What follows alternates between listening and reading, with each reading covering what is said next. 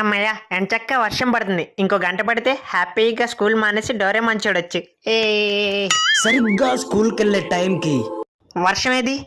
ఆ? ఆ, వర్షం. రే వర్షం ఆగింది, స్కూల్ కి రెడీ అవ్వు.